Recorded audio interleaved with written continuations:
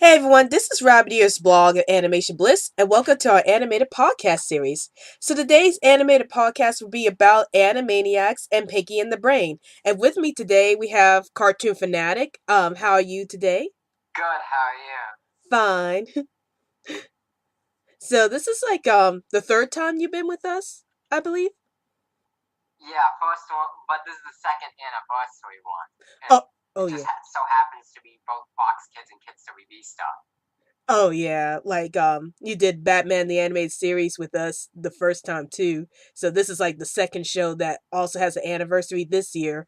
And last year was Batman the Animated Series anniversary, and this year is going to be the 25th anniversary for Animaniacs. So yeah, he's with us Yeah, today for this. they're celebrating the 25th anniversary by giving the Animaniacs a reboot. Oh yeah. And we'll talk more about the reboot into this video. Um, so I guess I'll start off with my questions first. Um, how did you get into Animaniacs?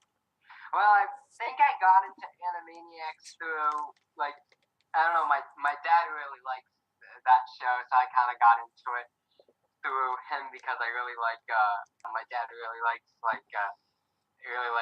Animaniacs with all the really funny uh, adult jokes, and it reminded him of the Looney Tunes and all of like classic like Hollywood stuff. How did you get into Animaniacs? I got into Animaniacs like after I watched Tiny Toon Adventures because at the time Tiny Toon Adventures was like the first show I've watched, and I was watching a lot of Looney Tunes when I was little, and Tiny Toons Adventures came on around the early 90s I believe, and after I watched that show they announced this new show called Animaniacs, and I was like, this sounds really interesting. So after I watched Tiny Toon Adventures I started watching Animaniacs, and it was then that Animaniacs became my one of my all-time favorite shows because it was similar to Tiny Toons Adventures, but I felt like the humor was a little more sharper here, and there was a lot more memorable skits in this series. So that's how I got introduced to Animaniacs. So what's your question? Well, my question is going to be not well. It's technically going to be about Animaniacs. It's kind of going to like tie into it. What do you think of the fact that because Tiny Toon Adventures was so successful, and it caused Animaniacs to happen? Oh, I think that was really great because I think Tiny Toons Adventures was like a really great spin-off of the Looney Tunes. Like it was done in a way that was true to the spirit of the original Looney Tunes, and the fact that Tiny Toons Adventures success inspired Animaniacs was really great because then we would have never gotten Animaniacs if it wasn't for Tiny Toons. And I think Tiny Toons did a really good job in inspiring Animaniacs in that way. What are your thoughts about this? I think that's really cool. There was Tiny Toons, and then there was also the other show that came out around that time, Tasmania, which Tasmania wasn't as popular as Tiny Toons, but it's still like it was still part of that like comedy Warner Brothers shows. But but Tiny Toons was like the one with Steven Spielberg. So I thought that was really cool that we got another Steven Spielberg Warner Brothers show, and Tiny Toons had a lot of pop culture references. They would have stuff that would fly over the little kids' heads, but like Animaniacs took that even further. Like you thought Tiny Toons was like pushing stuff, Animaniacs pushed stuff even more. Yeah, I totally agree with all that. Um, So my next question is who is your favorite Warner Brothers or Warner sister? Like, who's your favorite character? Dot, Wacko, or Yakko? my favorite is Yakawana, played by Rob Paulson, because I found Yakawana to be such a hilarious character. He's like that smart aleck guy who's kind of like, I mean, he causes trouble a lot, and he likes to kind of be like, he likes to like make funny jokes and witty remarks. But he's not mean or anything like because like he doesn't like he's not really like a mean person or selfish person, but he's just like one of those like classic cartoon characters who just loves causing trouble, but also likes making jokes and stuff. I agree. My favorite character was Wacko, cuz I found him to be like the funniest character out of the entire series, and I like the fact that he's like kind of does a lot of things that are kind of weird within the series, like he keeps making these googly things, like when he like puffs up his face and makes it like hangs out his tongue or something like that. I thought that was really hilarious. And I think he really brings so much creativity to the show. The fact that he's like the odd one out of the three Warner siblings, it really makes me love his character. What's your next question? My next question is, what do you think of the fact that Animaniacs managed to have a lot of like educational songs and educational like episodes, I guess you could say, like with them meeting historical figures.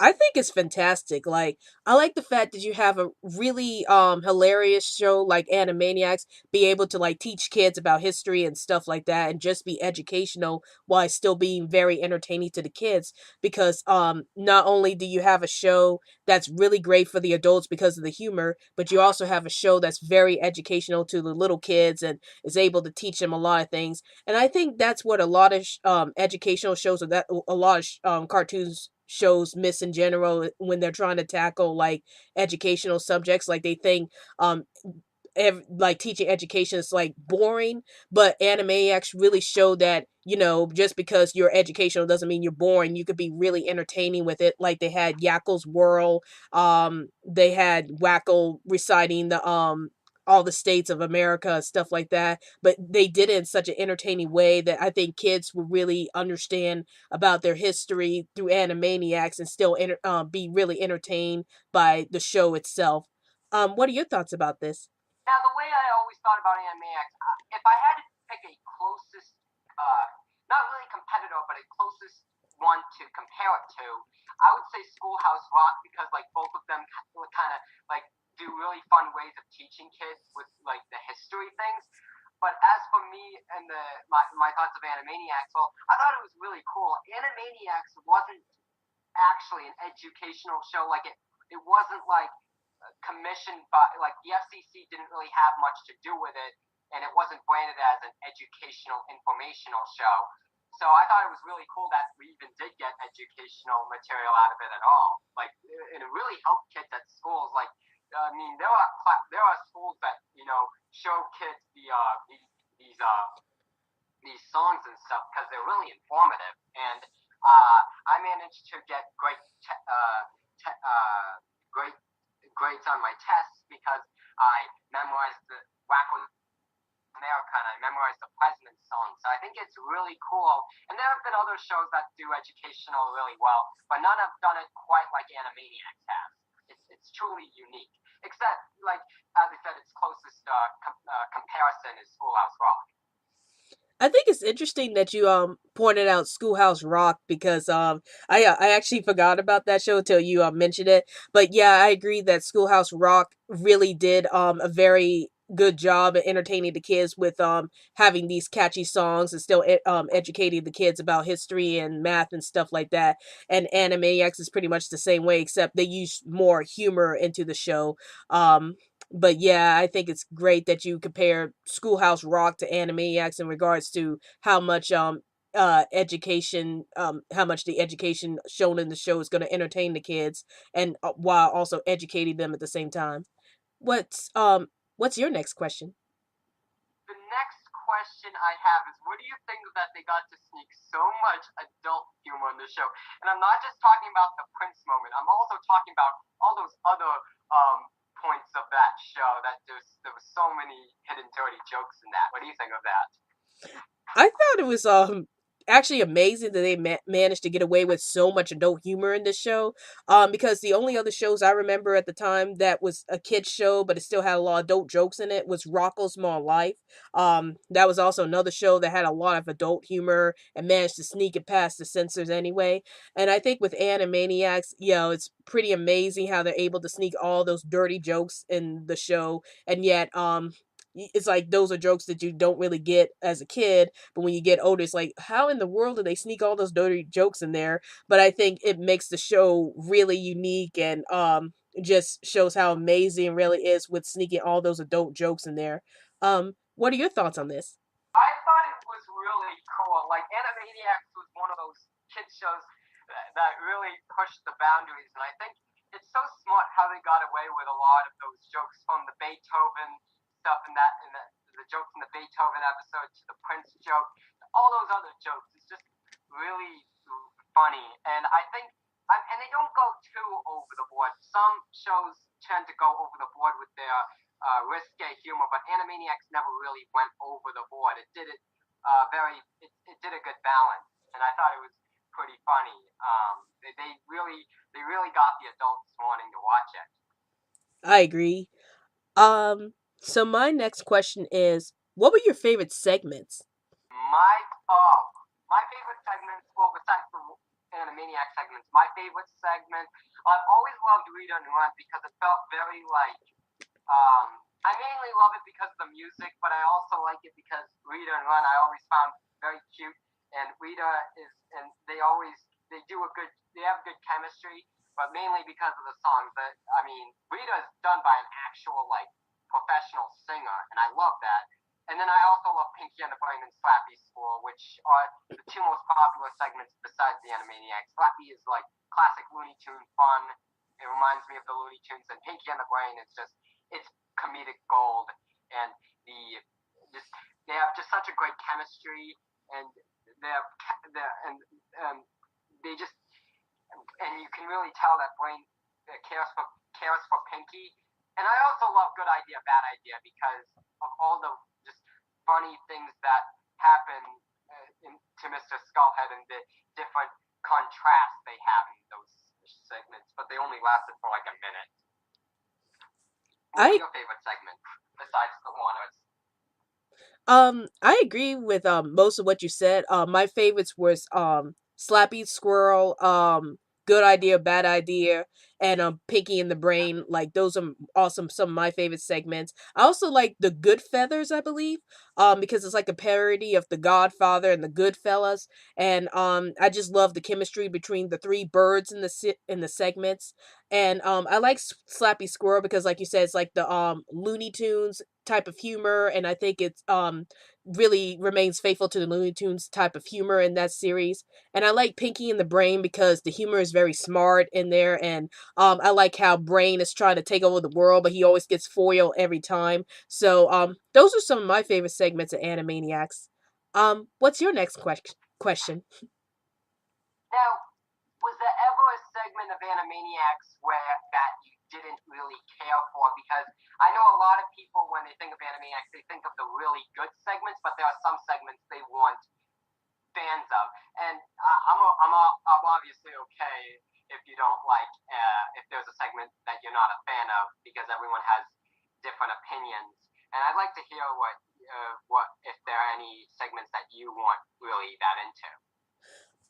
One of the segments I wasn't really into Mindy and Buttons that much because, I mean, Mindy is cute. Don't get me wrong. I just didn't like how Buttons was being treated during those shorts. Like how he tries to rescue Mindy, but then he always gets blamed for whatever happens in that short, and that was like one of my least favorite shorts. Um, Also, I didn't care much for the Hippo shorts because I felt like there were so many other shorts in the Animaniacs that were very similar to his premise, and I felt like they didn't really bring anything new to the all the segments of Animaniacs. But yeah, those two were my least favorites: the Mini Buttons segments and the Hippo segments. What were your least favorite segments? I'm gonna be honest. I don't think I was really much of a fan of the Katie Kaboom segments. Like I know it's Oh like yeah. I get like kind of the appeal. Like it's like exaggerated teenage stuff, so it's kind of relatable to teenagers. But I just never really liked when she turned into the monster and stuff. I don't know. I just never really got into that segment. And the hippos, while I think they had their amusing moments, they really weren't used much, and I think they just didn't really feel that important to the show, in my opinion. They felt like okay segments. Um, In Buttons and Mindy, I will admit, like, it's kind of sad that the dog gets hurt. I do like the girl, but anyways, I'm gonna say the Katie Kaboom and um the Hip Hippos will probably my least favorites. Yeah, I agree. Um, so my next question is, what are your thoughts on the Animaniacs getting a reboot? Oh, okay. So this isn't too surprising because there's been a lot of revivals or reboots happening. I hope it turns out really good. I really want it to turn out really good because Steven Spielberg is the executive producer. I went to an Animaniacs live concert. Now I'll get to that, and we'll get to that later. But Rob Paulson says that he trusts Spielberg with what he does. So let's see what happens with the Animaniacs reboot. But I think it's pretty good that we're even getting new Animaniacs material at all because Animaniacs is really good. It got really the reason why this reboot is happening is because of its performance on Netflix. It was doing really well on Netflix. Um, I mean, it did really well on Netflix to the point where there was like live concerts and now it's getting a reboot on Hulu. I guess Netflix lost the rights to it, but the reason why this reboot is even happening is because of the performance on Netflix. Oh, okay, I didn't know But about that. overall, I'll see it when I'll think. I don't know. I'll I'm not sure, but I hope it's good. Okay. I will admit I'm kind of skeptical about all this because it's mostly because there's just so many other reboots going out right now that I'm kind of like reboot out right now. But I do hope it's a good reboot too. Like I hope they stay true to what the original series was all about, you know, still have the adult humor but also being like somewhat educational to the kids and stuff like that. And I hope they're able to keep all that into this new reboot, and because it's going to be airing on Hulu, I think they could get away with more adult jokes than they could if it was airing on regular cable network or whatever. And yeah, I hope that most of the voice actors do come back and reprise their roles. I think they said that the original three voice actors who did Yakko, Wacko, Dot are going to come back and reprise their roles. But then I heard that Sherry Stoner, who did the voice of Slappy Squirrel's not coming back, which is sad to me because I really liked her performance with Slappy Squirrel. But like you said, we have to wait and see what's going to happen with this reboot. So I'm hoping it's pretty good. I hope they stay faithful to the original spirit of the original series and don't change too much about it to the point where it doesn't do the original justice. So we'll have to wait and see what's going to happen with the reboot. So what's your next question? My next question has to do with um well, it has to do with the fact that what do you think of the fact that this show managed to have like a 40-piece or so orchestra? Like that there was like a big orchestra for that show. I think that's awesome. Like, I think it's good that there is an orchestra for the series because it's reminiscent of Looney Tunes, but it's also impressive with this show because you rarely see a lot of cartoons that have like big orchestras performing the music for the series. And yeah, here's a show that has a big orchestra that performs the music, and I think it's really amazing that they were able to do so with this show, and it really made the show stand out because it's like one of the few cartoons of the 90s that has an orchestra performing the music, and I think they did a very good job with providing the music to the series, and you know, just being very reminiscent of the original Looney Tunes cartoons in that way. What are your thoughts about the orchestra music? I really love the orchestra music because the orchestra music is just so beautiful to listen to, and it really felt like they were giving it their all. It was really good, and I thought the the orchestra that they did was very very good. I thought they did a great job, and it was really expensive. I mean, the show is really it was kind of expensive to produce, but it was really a lot of really was really fun and a lot of work put into it, a lot of effort. I agree. So my next question is it's kind of like segment related, but what are your thoughts about the segments Yakko's Whirl and the Great Wacko Roadie? Those appear to be the most popular segments of this series, and I want to know what your thoughts about those segments are. Well, Yakko's World is, I mean, it's classic. United Canada, Mexico, Panama. That is a really fun song, really fast, but I know the entire lyrics. It's great to teach kids about the different countries, even though there have been more countries added.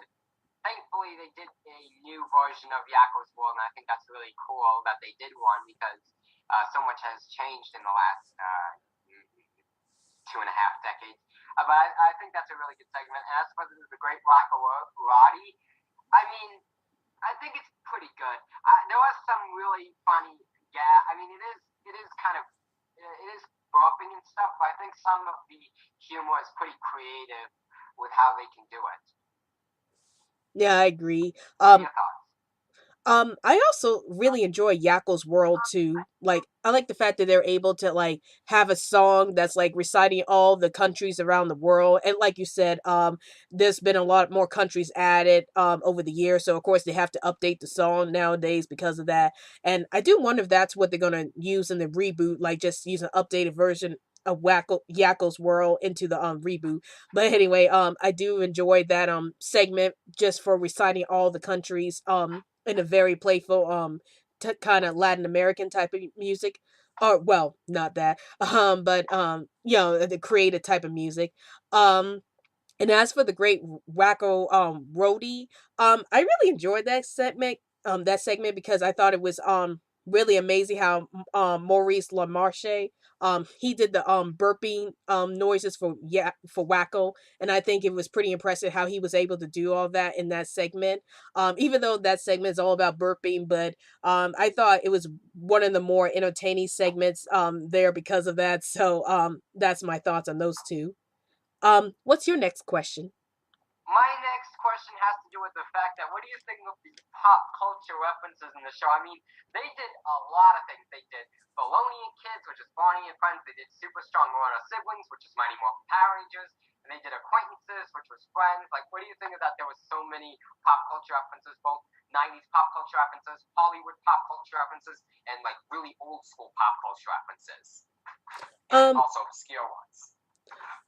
I think it's really amazing they had all those pop culture references because it's very reminiscent of what how Looney Tunes was back in the 1950s and 1960s, with their pop culture references too. And I think Animaniacs was doing pretty much the same thing with having pop culture references, referencing to the 90s, and also to history in general.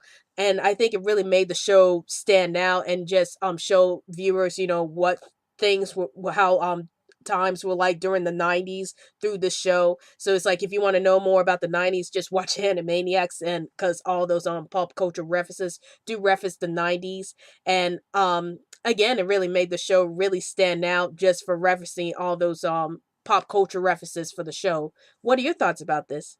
My thoughts about this is that Animaniacs just it nailed it. Like I'll give you one example: Baloney and Kids, which was basically made because I think Peter Hastings had to watch Barney and Friends with his nephew or something like that. I heard that online, and he just wanted to like take a little jab at the show because of its because of the fact that it was a very saccharine show and all the like it was so like happy and go happy and giddy and all that stuff. That was basically because of that, and the Mighty Morphin Power Rangers parody was also pretty spot on, and there was some other really good parodies. The first episode had a Good Night Moon parody, like in third segment. I thought that was really cool. So there's just so many interesting, fun parodies throughout the show, and I really like all those different segments for that.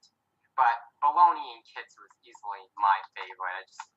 It was really funny, but also the Super Strong Lorna siblings. Those are the two I usually think of, and also the historical figures. Oh yeah. So here's my next question.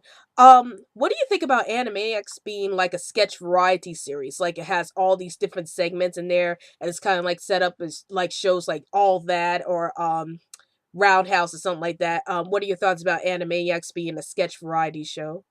Well, it kind of reminded me in a way of that it's like it's kind of obscure now, but it was kind of a popular show back then. But like Eek Stravaganza or Eek the Cat, because that cartoon also aired on Fox Kids, and they would kind of like in the fourth season they kind of had different cartoons like there'd be and it kind of reminded me of other cartoons that were on that would have like different cartoons and different segments. But Animaniacs was like it was like a random thing.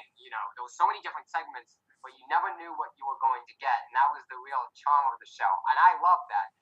Even if not all the segments hit, most like whenever there was a good segment, there was a really good segment. It was always interesting to see what they would do, and they would even like try new things. There was like the Flame, which did like different historical segments, and there was also other just little different kind of stories. They did a lot of very unique stories. So I think it was such a unique show for its time, and I hope they do a similar thing with the reboot and kind of have but have but have new characters and have like and have new segments and stuff.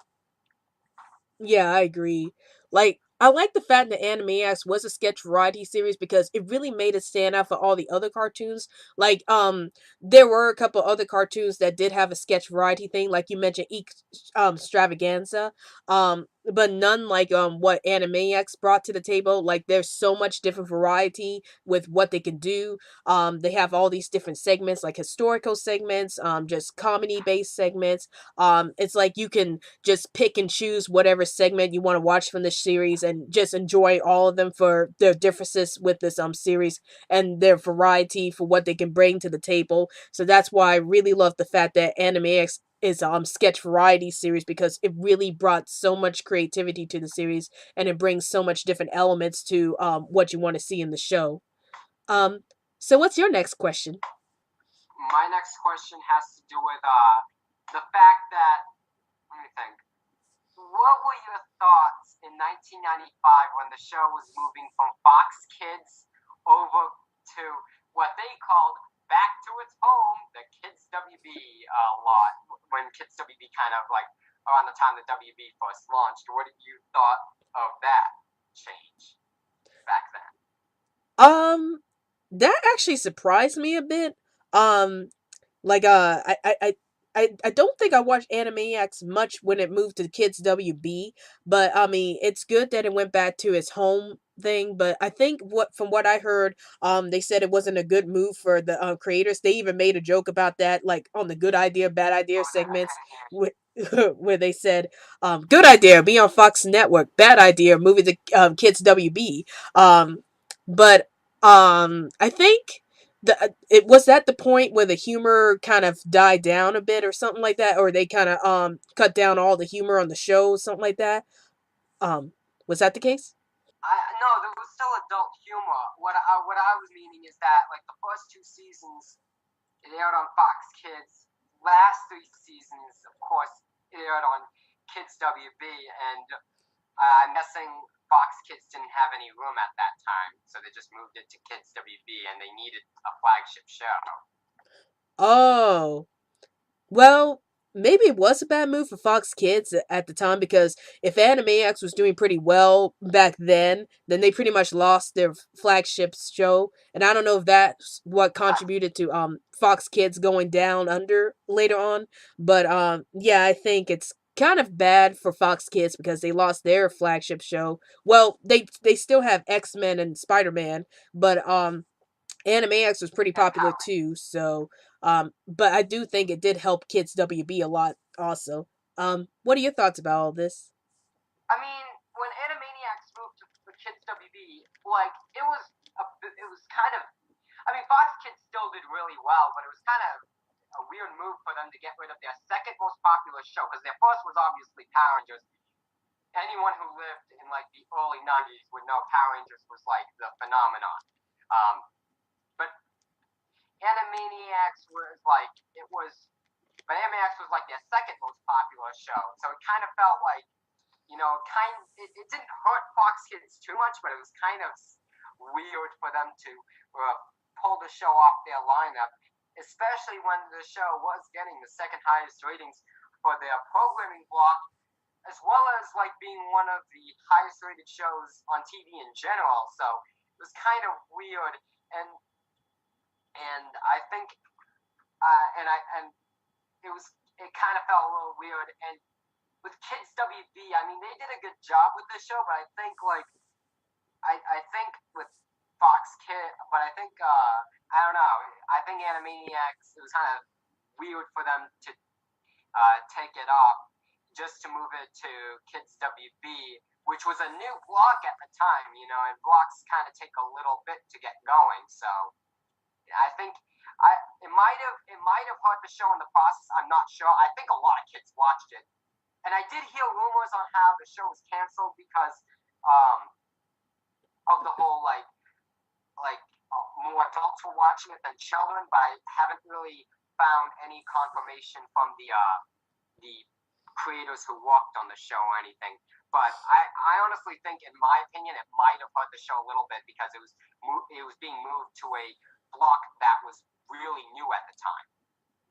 Yeah, I agree. Like that's one of the biggest risks about moving a well beloved show to a new block because not everybody would be able to watch the new block. So I do think that might have hurt the show also. But yeah. Um so my next question actually deals with Pinky and the Brain. What are your thoughts about Pinky and the Brain? Well, it was really cool that they got a spin-off series. Like they kind of tested the waters in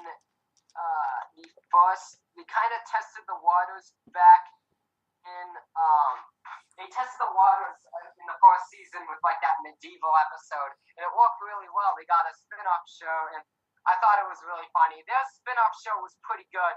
Um, I mean, the last season wasn't as good, I would say, as the first few seasons, but like Pinky and the Brain did have some really funny moments. Some they did have some educational moments and stuff, and they did a really good job with that series. They did really good at satire, like satirizing things. But the last season of Pinky and the Brain, which is technically a new series, wasn't really liked by fans. The one where Mai was brought in. So yeah, but I think Pinky and the Brain was funny Um as a show. Yeah. I felt the same way about Pinky and the Brain. Like, I think it's a little more straightforward with its humor than Animaniacs really is. But I think it still stayed true to the original humor of Animaniacs itself. And it still is able to be like a satire of politics and stuff like that within the series and still have the goofiness that it has from Animaniacs. And like you said, the last season wasn't that great, but overall I think the show was very well done, and it's like one of the best spinoffs I've seen from this Silver Age of Warner Brother cartoons. So I really enjoyed Pinky and the Brain. What's your next question? What are your thoughts on the Wheel of Morality segments? Because those ones really made fun of morals, and I thought they were really funny. They appeared a lot. They appeared a lot in the first season, but then they kind of stopped doing that and later on. But what did you thought of that? The fact that they had a segment devoted to just making fun of morals. I thought it was really hilarious. I think the reason why they had to have that was because the FCC was like telling them, you got to have more educational stuff in your show, and the creator was like, okay, we're put something educational for you. Let's have the Wheel of Morality segments and just make fun of all the morals that you expect us to put in these shows. So I think it was like a great take back to the or take that to the executive producers with the real morality segments, and I thought they were really entertaining because I like how they make fun of moralities in general, and it's just really entertaining to watch. What are your thoughts about those segments? I thought they were really good. You have a lot of shows where, it happened in the 80s. If you watch 80s cartoons, you would know this. Like, at the end of episodes like G.I. Joe, they would be like, and money. No, it was,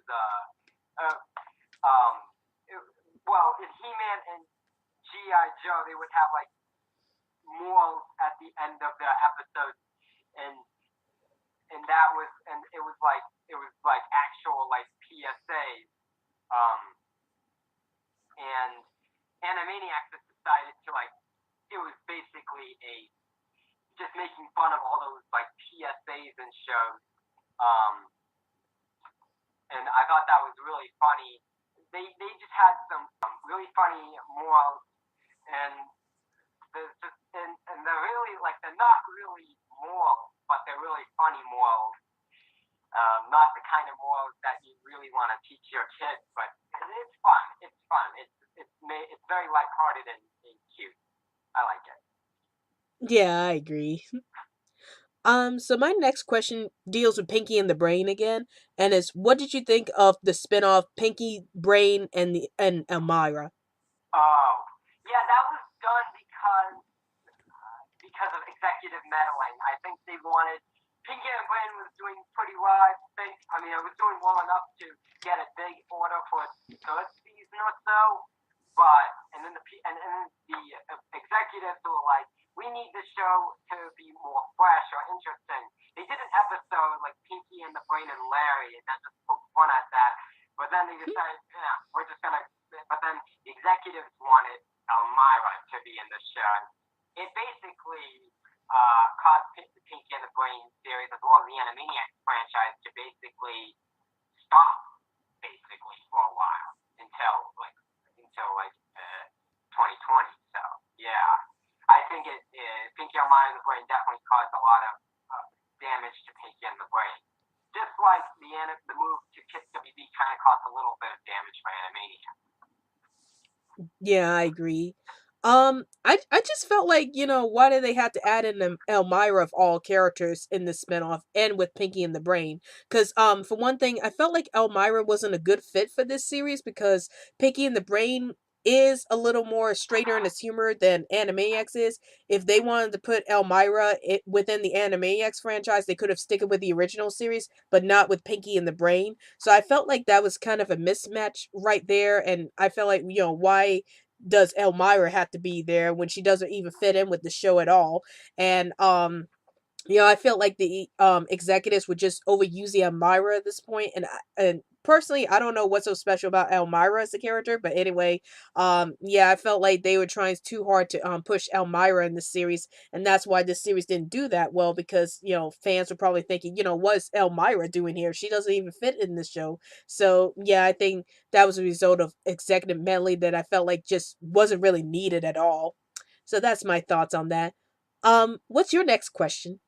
My next question is, what are your thoughts on the fact that Animaniacs was managed to get a direct-to-video film to like kind of wrap up the whole series, at like the end of the series in 1999?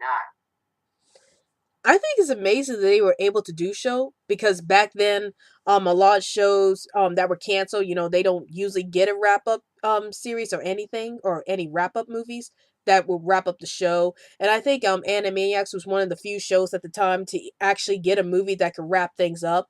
And I'm glad they were able to have a movie that could wrap up the whole series out because they could have ended on a ambiguous note like a lot of canceled shows usually do. And actually in this movie we actually get some kind of closure with all the characters, and I like the fact that there was a movie that can really wrap up everything about Animaniacs um in this way. What are your thoughts about this?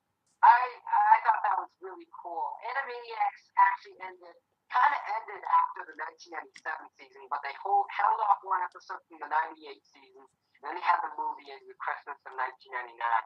So the series was slowly coming to an end. I'd say even before like the fall, like it was slowly coming to an end. When it came to Kids WB, after its fourth season on Kids WB, you can tell the series is slowly coming to an end. It became even clearer and clearer in the fall of 90, especially in like the fall of 97 and the fall of 98. Yeah, this series is coming to an end.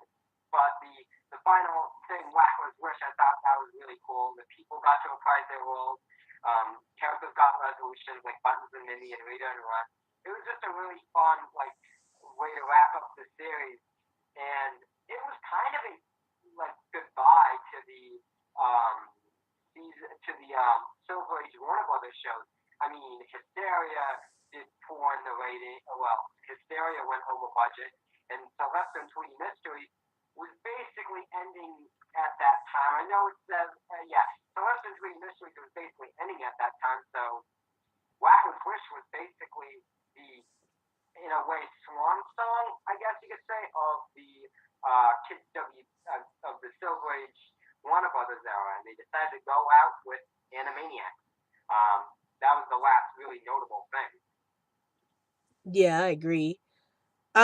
So my next question is, what are your thoughts about their 100 episode? Like the episode where they had the Warner Brothers like kind of come together, do this award show, and everybody's like kind of saying, good stuff about the Animaniacs, and then there's this guy behind the background who's trying to sabotage everything. I think it was like their old co-actor or something like that who's plotting revenge against the Warners. And what are your thoughts about that episode? The 100th episode. I think I remember the 100th episode. Like, I'm not sure. Like, I know there was like a Star Wars episode, but then which was Pinky and the Brain technically. But if you're talking about like the clip show one, with the orchestra, well, I really like that one. The 100th episode was very good. Um, or maybe you're talking about the North Hollywood. I don't know, but whatever you're saying, I think I did like it. I would say so. But yeah, um, I will say I love the last episode of the show before the movie. The one where they were at a award ceremony. Oh, what was the last episode before the Wacko's Wish?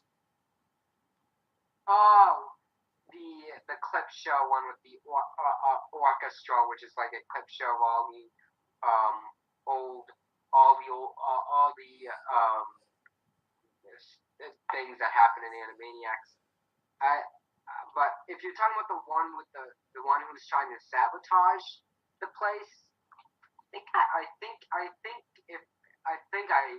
enjoyed that one. Oh yeah. I was thinking that might be the 100 episode, the one where the guy was trying to sabotage them. But you mentioned about the clip show, and I like that one too, where they just showcase everything that happened in Yeah, I Animaniacs. don't think that I don't. There was not. Well, there was not. There actually technically wasn't a 100th episode in terms Oh. of the productions. In terms of the episodes for the Animaniac series, there was really 99. Oh, okay. Sorry. Um, but yeah, I did like the episode where the guy was trying to sabotage the Animaniacs, and I thought that was going to be the last episode of the time, but turns out Wackles Wish became the last episode of Animaniacs. So I found that episode to be pretty entertaining. Well, actually, there was technically if there was technically 100 episodes if you count Wacko's Wish, but I technically wasn't counting Wacko's Wish because it was longer. It was like a movie, so 99, but it was a direct to video movie. But yeah, 99.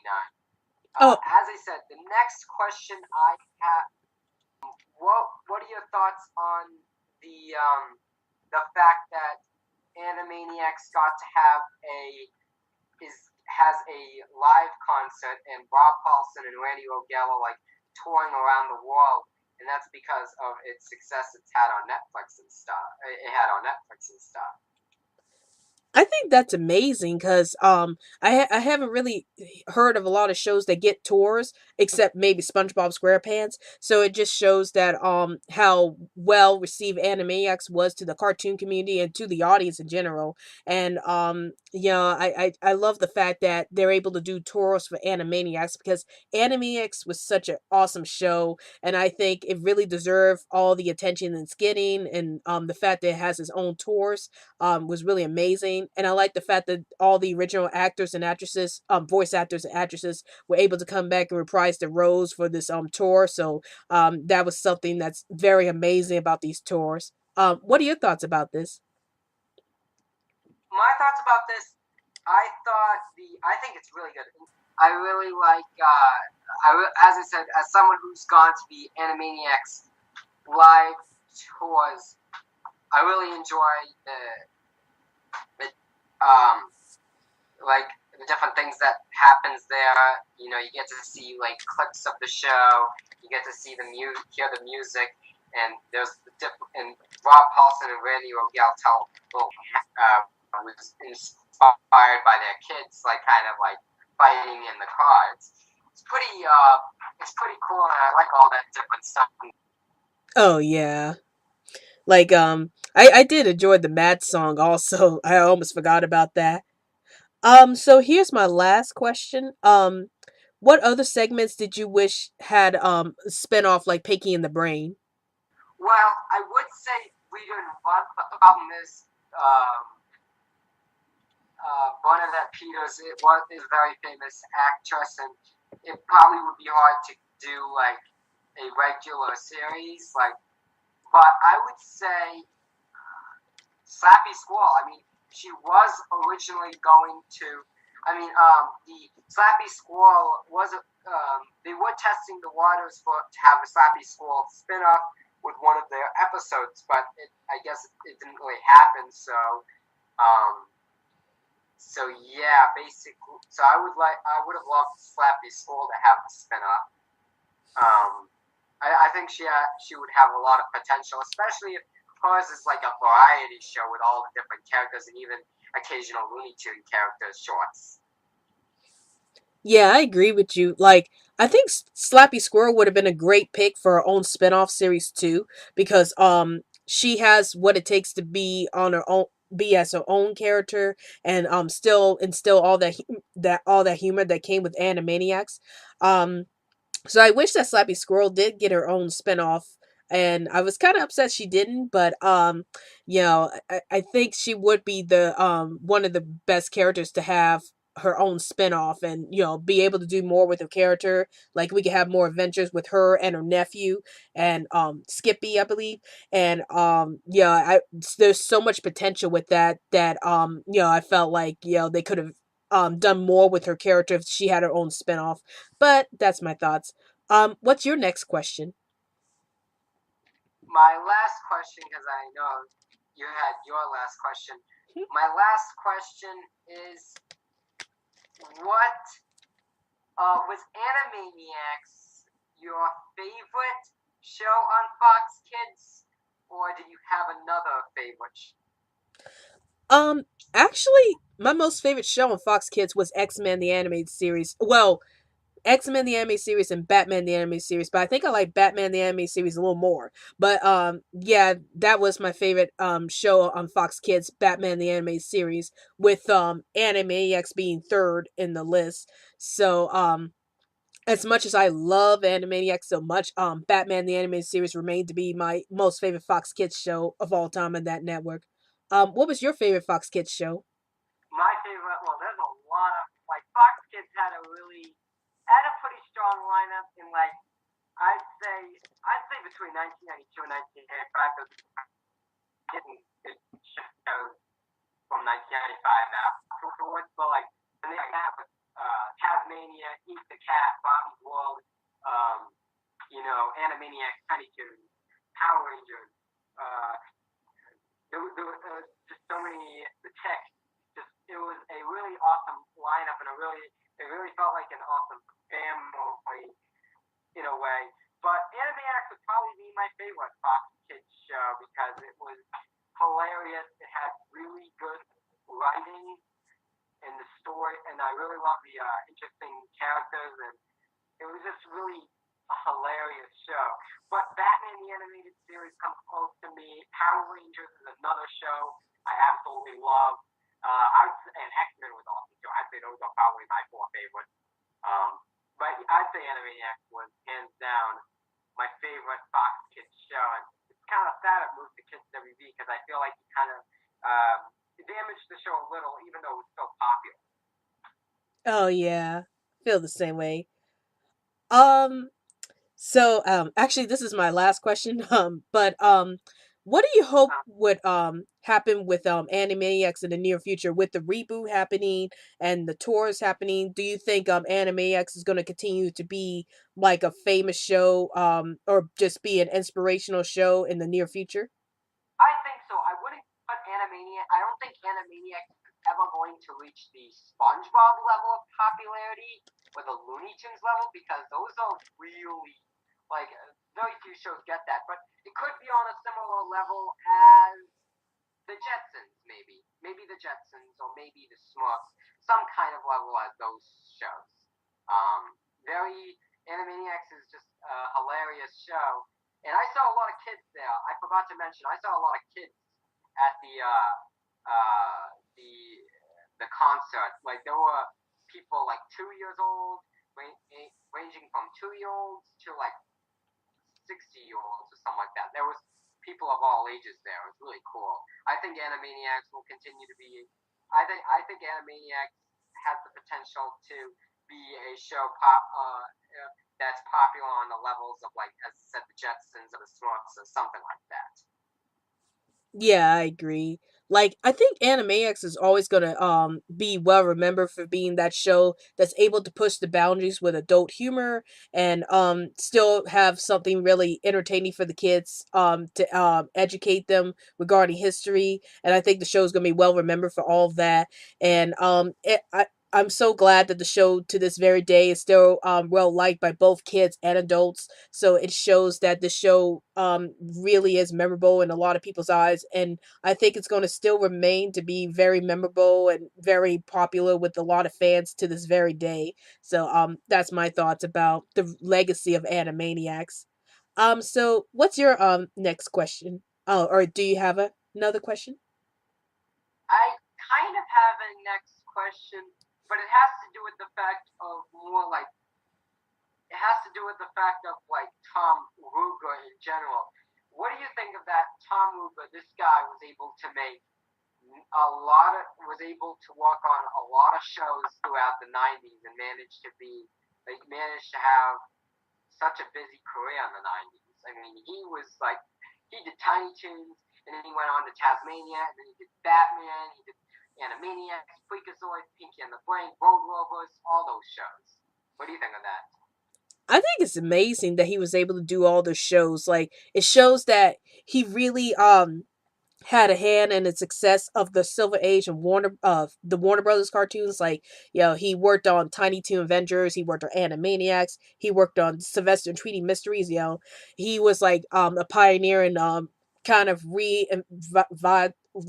kind of making Looney Tunes popular again in the '90s. And I think he's just he did a very amazing job with all of that, like bringing Looney Tunes back to the forefront, but through the Silver Age of Warner Brothers, and the fact that he even started the Silver Age of Warner Brothers at all was like really amazing, since it's usually regarded as one of the best eras of the Warner Brothers cartoons, other than the Golden Age. But I think it's amazing that he was able to do all that work and contribute a lot to the Silver Age of Warner Brothers cartoons. What do you think? Thoughts about Tom Ruger? I mean, he basically started it all. I mean, he did actually. Interesting fact. He started on a pup named Scooby. Well, he didn't start on a pup named Scooby, but he started on Hanna Barbera, and a lot of the like wackiness and the uh, the funniness and wackiness and comedic stuff from Tiny Toons can kind of be traced back in a way to pup named Scooby Doo, and then he just did so many things. I mean, he led Tiny Toons, and then he did his Steven Spielberg follow-ups, Animaniacs, Freakazoid, and Pinky and the Brain. And then he also did like Tasmania and Road Rovers, and which were not Steven Spielberg shows, but they were still Warner Brothers shows. And he even did Batman the animated series. So uh, he really helped not only Warner Brothers succeed, but I think he also made Fox Kids succeed even more because Batman the animated series was one of because Tiny Toons at that time it was a syndicated show, not officially part of Fox Kids.